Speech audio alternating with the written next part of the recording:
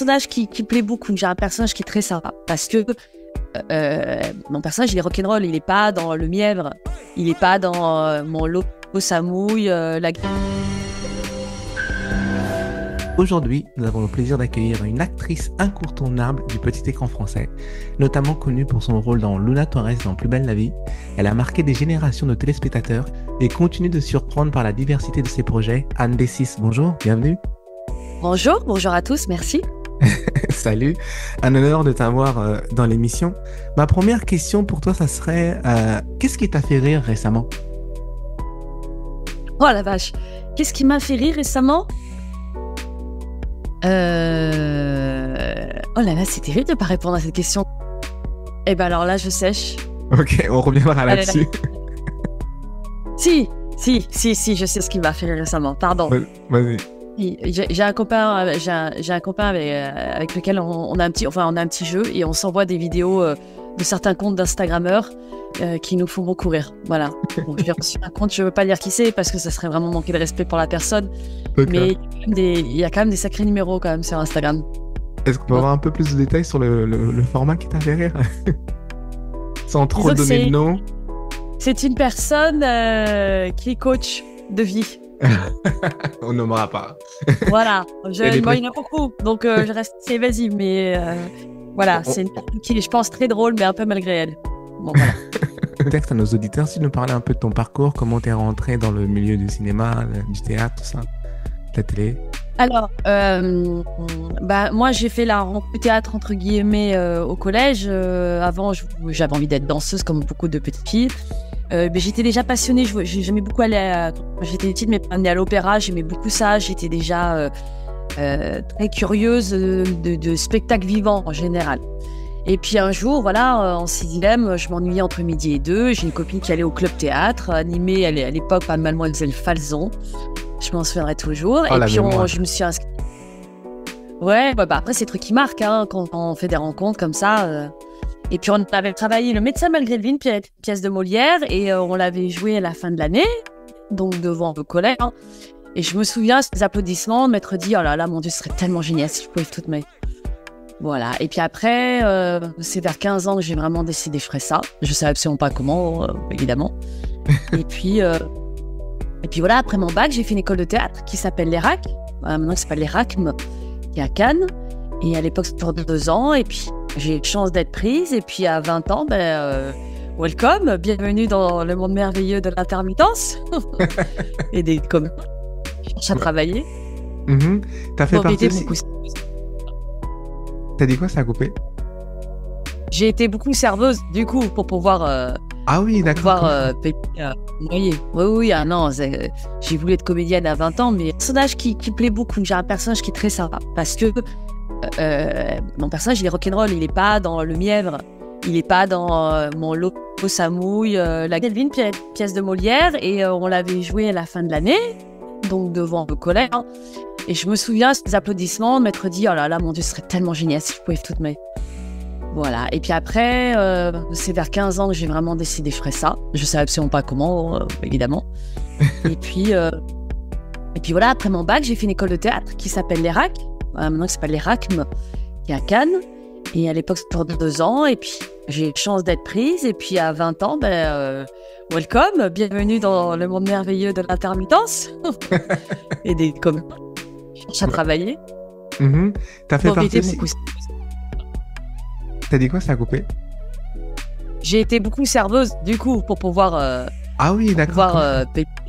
payer. Oui, non, j'ai voulu être comédienne à 20 ans, mais la route a été longue. Ok, donc t'as eu des moments de galère et tout?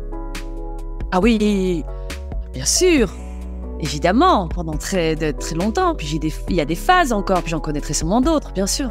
Ah ouais, non, la vie d'un comédien, c'est un long fleuve, hein, c'est sinueux, il y a des arrêts, il y a des redémarrages, c'est l'autoroute, puis c'est les petites routes de campagne, enfin c'est... Non, c'est pas un chemin qui est simple. Parce que quand on regarde ton CV, il est quand même assez impressionnant. Parce que je suis âgée, je suis vieille. Non, mais parce que... non, je sais pas, enfin... j'ai la chance de faire ce métier depuis 30 ans, maintenant. Donc, D'accord. Si tu nous parlais un peu de tes débuts au théâtre, parce que toi, très tôt, tu as fait des festivals d'Avignon, etc., tout ça. Tu nous parles un peu comment... on connaît pas Avignon, donc on se rend pas compte des difficultés que ça va être. On ne se rend pas compte de ce marathon, surtout qu'à l'époque, ça durait donc 3 semaines, mais il n'y avait aucun jour de relâche. On dormait à 2 compagnies dans une maison, les uns sur les autres. On était 2 ou 3 par chambre.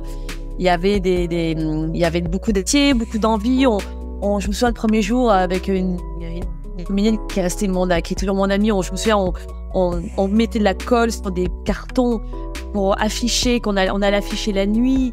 On tractait toujours. On faisait des décors, on raccommodait nos robes. Enfin, c'était vraiment à l'ancienne, quoi. J'avais vraiment l'impression d'être au temps de Molière avec les tréteaux et on faisait tout nous-mêmes. Donc, il y avait un côté qui était génial parce que c'était fait avec 3 francs 6 sous, avec toute notre énergie, notre envie, notre passion. Et on a connu plein de joie, plein de désillusions aussi, mais des super importante et bon, je pense que beaucoup de comédiens ont vécu ça. On arrive avec toute notre envie et on se frotte avec la réalité du métier. Si tu nous donnais un petit peu une petite masterclass, tu nous donnais un peu la différence entre jouer au théâtre et être au cinéma et à la télé, qu'est-ce qui change en fait? Tout et rien. Rien, ça change rien dans le sens où il faut être absolument sincère. C'est-à-dire que je me souviens, un des premiers conseils qu'on m'a donné, c'est surtout pour jouer devant une caméra. On m'avait dit, mais comment tu le dirais, toi, dans la vie, ce texte-là? Et je lui dis, ah ouais, c'est comme ça, d'accord. Ah ouais, comment moi je le dirais? Et en fait, ça a changé beaucoup de choses. C'est-à-dire que je n'essayais pas de prétendre, de jouer. Il n'y avait plus de distance qui se créait. C'est-à-dire que tout d'un coup, je partais de moi. Donc, que ce soit au théâtre ou face à une caméra, la sincérité, c'est le b.a.-ba. Si on n'est pas sincère, si on est dans une fabrication de personnages, la fabrication, ça vient après. Déjà, il faut avant savoir exactement comment on veut jouer. Mais ce qui est important, c'est comment on joue, c'est d'être le plus sincère possible, le plus honnête possible. Après, il est évident qu'il y a des contraintes techniques qui sont telles que sur une scène de théâtre, si je me mets à jouer comme je joue face à une caméra, personne ne va m'entendre. La première des choses, quand on est sur une salle de théâtre, qu'il y ait 40 personnes ou 600, c'est que tout le monde puisse nous entendre. Et ça c'est une vraie technique, parce que on peut chuchoter au théâtre, mais on ne peut pas chuchoter de la même façon que devant une caméra. Quand on chuchote au théâtre, il faut vraiment faire travailler le diaphragme le ventre pour que ça soit un chuchotement très puissant, quoi. Bon. Et dans l'image, on fait des choses toutes petites. C'est-à-dire qu'il n'y a pas à... Le problème, moi, c'était un de mes grands problèmes, et je pense que c'est aussi pour beaucoup de comédiens. Quand on est face à une caméra, on veut tellement montrer ce qu'on sait faire. On a envie de montrer toutes les nuances auxquelles on a pensé quand on l'a appris. On veut montrer ça, qu'on sait faire. Et en fait, plus on est en faire, plus on devient un faiseur, mais en fait, ça nous éloigne de la vérité. Et surtout, face à une caméra, des petites choses prennent une énorme place. Voilà. Alors qu'au théâtre, il y a quand même... on peut être dans le tout petit aussi, parce qu'il faut être fin et sensible, mais jamais oublier que physiquement, le corps existe. Voilà. Et, alors que devant une caméra, on est sur quelque chose de plus concentré, si je puis dire. Plus cadré. Merci pour cette belle masterclass. Là, on arrive dans la partie de l'émission où on raconte des anecdotes, c'est-à-dire des choses hilarantes, inattendues qui se seraient arrivées soit au théâtre ou à la télé. Un jour, je tourne une scène d'amour. Je suis au lit, à moitié à poil, hein, et donc avec mon partenaire comédien avec qui je m'entends très très bien. Donc c'est important parce qu'on s'entendait bien, donc c'était cool, l'ambiance. Et puis je devais dire, ah là là, je t'aime tellement. Enfin, on était dans un truc de... Et d'un coup, je vois entre deux prises un appel de l'école. Donc en fait, ma fille était malade, il fallait que je trouve quelqu'un pour aller la chercher. C'était c'était urgent. Et j'étais en pleine scène d'amour. Donc j'ai dû m'arrêter pendant 10 minutes. Donc tout le monde était comme ça. Ils ont posé la caméra, la perche. Et tout le monde a attendu que je trouve une nounou, babysitter, qui puisse aller chercher ma fille. Donc j'étais à poil dans un lit, avec le mec qui était là en train d'attendre. Oui, alors, oui, je suis la maman de... Voilà. Est-ce qu'il est possible que... Voilà, ça c'est très drôle. C'est tout d'un coup, on sort d'un contexte, et parce que la réalité nous rattrape. Et voilà, après quand on regarde ces séquences-là, c'est drôle de se rappeler dans quelles conditions on les a tournées. Le public ne peut absolument évidemment tout ça, quoi. Bah oui, non, mais maintenant, j'aimerais qu'on parle un peu de Plus belle la vie. Comment toi, t'as atterri dans ce projet? Est-ce que c'est aussi par piston ou... Non, pas du tout. Non, non, non, pas du tout. Par un casting, en fait, à l'époque, donc j'avais entendu parler d'une grande série qui se tournait à Marseille. Moi, j'habitais Paris et j'avais envoyé CV, photo. Et Randy Saron, qui était la directrice de casting à l'époque, m'avait contacté pour un casting en me disant voilà, on n'a pas de rôle précis à te proposer. On va faire juste une banque de données en fait de plusieurs comédiens et on sera peut-être susceptible de t'appeler dans l'année pour si tu conviens à un rôle. Donc j'étais arrivée sans pression. Et en fait, elle m'a rappelé très vite après en me disant bah écoute, on a beaucoup fait tes essais, on pense à toi pour un rôle, mais tu es beaucoup trop jeune pour le rôle. Mais quand même bien passé un deuxième essai. Donc moi, en plus j'étais au Festival d'Avignon, donc je rentre, je devais partir en Écosse au théâtre pendant 1 mois, donc j'étais vraiment pour 2 jours de battement, donc je rentre, je vais à Marseille, je passe ces essais-là, elle m'en dit plus, elle me dit donc voilà pour le rôle de Luna. Et le rôle de Luna, donc à l'époque, elle était censée avoir 35 ans et avoir un fils de 16 ans. Et sauf que moi j'en avais 29. Et celui qui joue le rôle de mon fils, il était déjà créé, il en avait 22. Donc lui, il était censé avoir 16 ans, et moi, j'étais censée avoir 30 ans. Donc on avait 7 ans de différence. Donc quand il me dit ça, je dis, bon, bah, ça marchera jamais, évidemment. Donc je passe l'essai détendu, quoi. Et elle me rappelle, elle dit, bon, écoute, il t'aime vraiment beaucoup, t'es vraiment trop jeune, mais on va faire un 3e essai. Donc je suis heureuse de faire les 3e essais, cette fois-ci filmé, parce qu'ils avaient commencé à tourner pour voir, je rencontre le garçon, donc Geoffrey, qui était censé être l'amoureux de ce personnage-là qui arrivait plus tard. Et je lui dis mais c'est pas, et moi je croyais pas. Et en fait finalement voilà, j'ai été prise au bout de 3 essais. Et en plus ils avaient oublié de me prévenir, donc j'appelle, je dis écoutez, je crois que mon personnage est censé commencer fin septembre. Là on était genre mi-septembre. Je m'imagine que ça n'a pas marché, mais juste que je le sache quoi. Si il commence lundi, hein. Et donc, ils avaient oublié de me prévenir ou ils pensaient que c'était quelqu'un d'autre qui me devait prévenir. Enfin, il y avait un quiproquo. Et donc, je suis arrivée et je me suis dit, d'accord, donc en fait, j'ai 29 ans et je suis censée être la mère d'un enfant qui a 16 ans. Oui, c'est ça, 16 ans. Moi, 22. Et je me dis, mais ça va pas être crédible. Et puis, quand j'ai rencontré Ambroise, qui faisait le rôle de mon fils, on était plus comme frère et sœur. Enfin, on s'amusait. Et donc, le public a beaucoup dit au début, mais c'est pas très crédible quand même. Et oui, c'est vrai, c'était pas très crédible. Après, c'est comme au théâtre, on accepte la convention. Voilà. Oui, mais surtout que ton personnage, à la base, il n'était pas censé durer autant que ça, en fait. Oh non, j'étais là pour 6-7 jours de tournage. Ah non, j'avais 6 jours de tournage. Et puis, je me souviens, à un moment donné, je vois Luna a mal à la tête. Ok, je tourne les pages, je vais aller voir un neurologue. Boum, elle a une tumeur au cerveau. Ok, donc je parle les auteurs et je suis bon. Ah voilà, j'imagine que c'est la fin. Donc je m'arrête dans 1 mois. Ah non, tu vas survivre. Ah bon, encore. Et je me souviens à l'époque, mon agent de l'époque me disait mais tu vas voir Anne, ça se trouve dans 1 an t'es encore là. Mais moi je dis mais arrête tes conneries, mais jamais de la vie. Ça n'arrivera pas du tout. Et puis voilà. Non, c'est parce que le public t'a réclamé. C'est parce que tout à l'heure, on parlait de justesse et tout. Toi, quand tu joues, t'as cette justesse, en fait, qui est assez frappant chez toi, j'aime bien. Et je pense que c'est peut-être ça qui a séduit le public, le fait que tu reviennes, et ça fait maintenant des années que tu fais ça. C'est gentil, merci. Oui, en fait, en fait ce qui se passe, que je pense qu'il y a une rencontre qui se fait entre le comédien et un personnage. Et ça, c'est difficile à expliquer. Parfois, il y a des très bons comédiens qui ne restent... Il y a des personnages qui sont développés parce que, au sein de Plus belle, je parle, d'une quotidienne.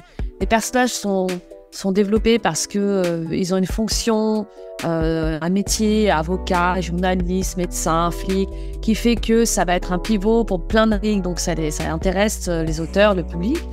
Et puis parfois, un personnage ne reste pas...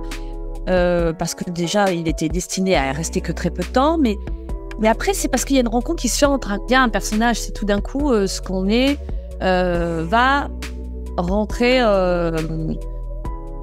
en collision, c'est pas le mot, mais tout d'un coup ça va matcher avec ce que s'imaginent les auteurs du personnage, ce que le public a envie de voir. Enfin, il y a un truc qui est un peu magique, quoi, et ça qui est un peu indépendant de notre volonté. Oui, il y a un Euh, truc un peu magique qui se passe. Et limite, toi, t'es devenu un peu synonyme un peu de popularité, d'audience. Je sais pas si tu te souviens, t'avais fait les maternelles. Et le jour où t'as fait cette émission-là, ils ont eu un pic d'audience, mais extraordinaire, tu sais. Oui, oui, oui, oui, oui, mais bon, après, c'était sûrement parce que ils n'avaient pas invité beaucoup de comédiens aussi, donc je pense qu'il y avait un attrait là, qui s'était fait là-dessus, mais non, mais j'ai un personnage qui plaît beaucoup, j'ai un personnage qui est très sympa, parce que mon personnage, il est rock'n'roll, il est pas dans le mièvre, il est pas dans mon lot, ça mouille, la guerre c'est pas bien, et mon Dieu c'est terrible, la famine dans le monde. Donc ce qui est chiant en fait à jouer quand on a un personnage qui est linéaire, qui a pas d'aspérité, bon, c'est pas très intéressant. Ce qu'on aime, c'est de jouer des méchants, ou des personnages qui sont hauts en couleur. Et moi, mon personnage, ce qui est bien, c'est que elle est pas donneuse de leçons, elle est pas conventionnelle. Et donc, elle fait des choix. Et ces choix-là, même quand ce sont les mauvais, elle les assume. Et ça c'est, comment dire, c'est une des recettes du succès de mon personnage. C'est que c'est génial de voir des gens comme ça dans la vie. On est tous très impressionnés quand on sent des gens qui sont libres, qu'ils assument leurs choix, qui cherchent pas à être dans une posture ou à séduire et qui sont comme ils sont et on les prend avec ce qu'ils sont ou pas. Enfin, ce que je veux dire, moi j'adore rencontrer des gens comme ça qui sont pas polissés par ce qu'on a envie qu'ils disent, ce qu'on attend d'eux. Je suis très impressionnée par ça et je pense que les gens, d'une manière générale, on aime les personnages un peu flamboyants comme ça. Mhm. C'est plus intéressant que quelqu'un qui va être d'accord avec tout le monde, qui aura pas grand-chose à dire, quoi. J'aime beaucoup ce que tu dis par rapport aux personnages qui assument leur choix, parce que c'est un petit peu ce qui se passe en ce moment, et je pense que c'est pour ça qu'on tire à ce point l'intrigue, parce que ces épisodes-là cartonnent en ce moment aussi. Alors oui, alors déjà, ils sont vachement bien écrits. Ça a été super à jouer. Là, si tu parles de l'intrigue Dunkerque, là où on a été face à un peu la violence faite aux femmes, la maltraitance, donc ça, c'est des sujets très tendance, entre guillemets. Et parce que ce que j'aime aussi, c'est qu'il n'y a pas de happy end, quoi. C'est-à-dire que, à un moment donné, on va en tôle, quoi. Et mon personnage, donc, se dénonce un peu à la place d'une autre. Et ce qui est... Et oui, c'est de voir des personnages courageux. Pourquoi les grands héros, les super-héros existent? Parce que tout d'un coup, ils incarnent un courage que nous, on n'aurait pas dans notre vie ou qu'on aimerait avoir. Et donc, du coup, on se projette sur ce genre de caractère. Et mon personnage, c'est pas un super-héros, mais elle a quelque chose de très romanesque. Elle assume, et donc, du coup, elle a beaucoup de courage, elle est impétueuse, elle est aventurière. Moi, tout ce que je ne suis pas dans la vie, je suis pas du tout une fille aventurière. Et donc, du coup, on regarde ça un peu avec admiration. C'est fort ce que tu dis, parce que tu dis que t'es pas ça dans la vie, mais ce personnage, ça fait tellement longtemps que tu le joues. Est-ce que Anne a pris des choses de Luna et vice-versa? Non, j'ai pas pris des choses de Luna. Luna, c'est comme un double, j'ai l'habitude de dire. C'est moi sans être moi. C'est-à-dire que quand on est sur une quotidienne, la façon d'ailleurs, les gens quand ils m'arrêtent dans la rue, ils disent « Ah, c'est marrant, vous parlez comme à la télé ». Mais ce que je comprends derrière cette phrase qui peut paraître naïve, j'entends ce qu'ils veulent dire. C'est que je change pas mon phrasé, ma voix, j'en prends pas une plus. Je ne maîtrise pas ça. Donc je suis Anne qui joue le personnage de Luna. Et donc il n'y a pas de. C'est pas comme sur un film d'époque où on joue un personnage qui est très éloigné de nous. Là, là, il y a le 19 octobre, il y a un film qui passe où j'ai la chance d'avoir un premier rôle qui s'appelle Le Fantôme des Saintes, où je joue un capitaine de police. Alors là, c'est très éloigné de moi. Elle n'est pas très souriante, pas très agréable, elle est très dure. Et donc, du coup, voilà, ça, oui, là, c'est vraiment différent de moi, mais parce qu'on est sur un projet qui a un début, une fin, où on m'a choisi pour incarner un type de personnage. Donc là, c'est quelqu'un de différent. Luna, quand on est sur un personnage de quotidien, même si je ne ferai pas les choix qu'elle fait, ça oui, ça c'est différent de moi. Elle a abandonné son fils, moi je n'aurais pas pu abandonner mes enfants. Ce personnage fait des choses très différentes, très éloignées de moi. Pour autant, l'énergie que j'ai, je l'insuffle dans ce personnage. Tu disais dans la rue, on t'aborde, on te dit ah tu parles comme Luna. Comment tu vis au quotidien un peu cette popularité? Tu vas toujours chercher ta baguette ou tu mets des lunettes pour y aller? Ça se passe comment? Ah, c'est drôle parce que si tu me connaissais, tu saurais que c'est absolument pas possible. Non, mais je suis. Alors non. Alors j'ai une vie absolument normale. Moi, je vais même te dire, je crois beaucoup à la maxime pour être heureux, vivons cachés. Donc je ne me cache pas du tout, parce que je tiens à avoir une vie absolument normale. Je vais faire mes courses au supermarché, je prends le train. Les gens me croisent dans la rue tout le temps, donc je fais la queue au cinéma comme tout le monde. J'ai une vie absolument normale, voilà. Donc et après, oui, à partir du moment où tu es un peu connu, tu t'exposes aux autres. Donc, aux gens qui sont très bienveillants, très sympas, et à des gens complètement tordus aussi, ou malveillants. Mais j'ai de la chance, j'ai plutôt des gens sympas quand même qui viennent m'aborder. Je sens qu'il y a une histoire derrière sur les gens tordus, malveillants. Tu as raison. Non, mais on a plein d'histoires. Tu demandes à n'importe quelle personne qui touche un peu à la notoriété, forcément, on a tous des déglingués, quoi. Mhm. Des gens sur Instagram qui t'envoient vas-y, donne-moi ton numéro, ou qui te parlent, qui te disent des choses invraisemblables. Par exemple, quand une personnalité un peu publique, dès que tu émets un avis, par exemple, tu te prends des seaux d'eau. Par exemple, moi, j'aime beaucoup l'association SOS Méditerranée, qui aide les migrants qui se noient dans la Méditerranée avec l'Ocean Viking qui va les secourir. Donc, si je fais un post sur eux, je me reçois plein de messages. Mais vas-y, accueille-les chez toi. Mais tu prends pour qui? Si j'émets un avis, par exemple, sur, je sais pas, une fois j'ai mis un avis, c'était quoi? C'était même pas un truc politique, mais il y avait une soirée et il y a des gens qui m'ont envoyé mais restez à votre place, vous êtes là pour nous divertir. Donc là, une fois j'ai répondu à la nana, je dis mais restez à votre place, vous voulez dire comme un chien et que je bouge. Après j'ai même plus répondu, mais les gens, alors les réseaux sociaux on le sait, mais c'est un déversoir de haine, de mépris. Alors il y a des gens qui sont adorables, qui sont formidables, il y a des gens qui nous soutiennent, qui nous livrent tout leur amour, tout leur soutien. Mais à côté de ça, mais c'est abject. Les gens sont des gens comme toi et moi, tu vois, qui juste derrière le réseau se cachent derrière cet anonymat et te déversent toute leur frustration, leur colère, c'est atroce. Oui, ou alors dans la rue, des gens qui te suivent. Moi, ça m'est arrivé dans le supermarché, on me suivait pour ça. Alors, qu'est-ce qu'elle achète, Luna? Ah, elle achète ça, c'est incroyable. Au restaurant, les gens qui arrêtent de me parler, qui t'écoutent. Parce que c'était une conversation avec quelqu'un. Très souvent. Dans le bus, ou alors tu es à la plage avec tes enfants, les gens, avec leur téléphone, ils te prennent en photo, tu sais, en scred, genre, elle a pas vu, quoi. Moi, ça me fait péter un plomb, hein. Moi, je suis pas du genre à prendre sur moi. Ah non, là, je dis, vas-y, montre-moi ton téléphone. Donc là, mais n'importe quoi, je prends pas. Là, ça peut... Oui, moi, je m'énerve. Parce que, voilà, ça, c'est le genre de truc, moi, ça me fait... Une fois, je me suis fait arrêter un flic qui a sifflé. Donc, je me suis dit, mais qu'est-ce qui se passe? Et il m'a sifflé parce qu'en fait, j'avais envoyé à l'époque mon beau-père en prison. Et donc, c'était pour m'engueuler, quoi. Et après, mais là, vous avez fait n'importe quoi. Je dis, mais non, mais c'est un personnage. Donc, moi, ouais, mais ça va pas de faire ça.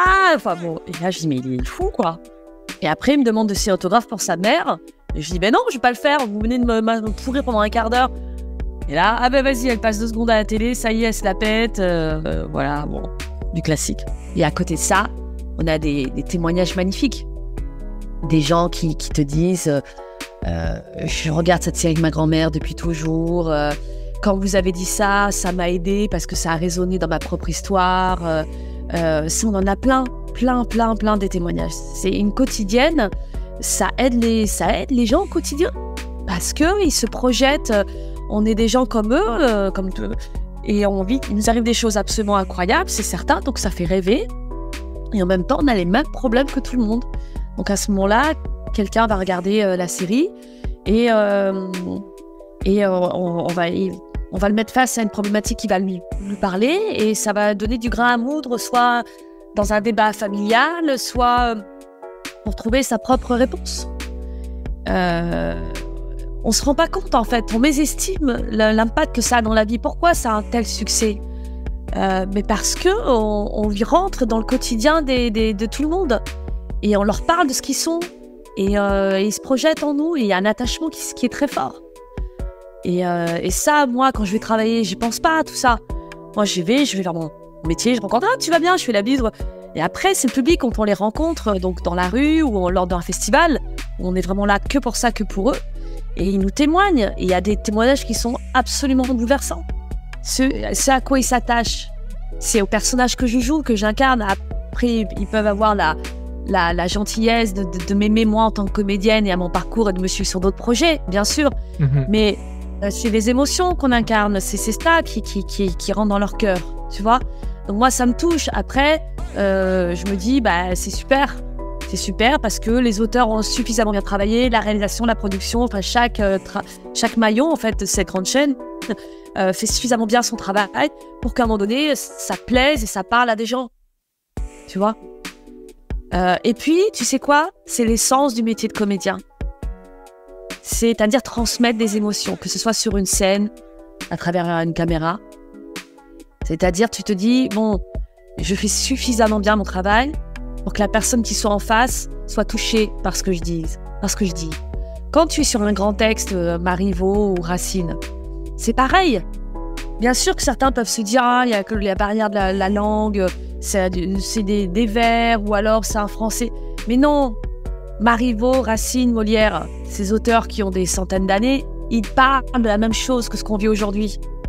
Tu prends ou ces tips un petit peu, c'est-à-dire on donne des conseils, mais j'aimerais qu'on fasse un retour vers le futur. Si tu pouvais retourner en arrière, qu'est-ce que tu ferais différemment dans ta vie perso ou professionnelle?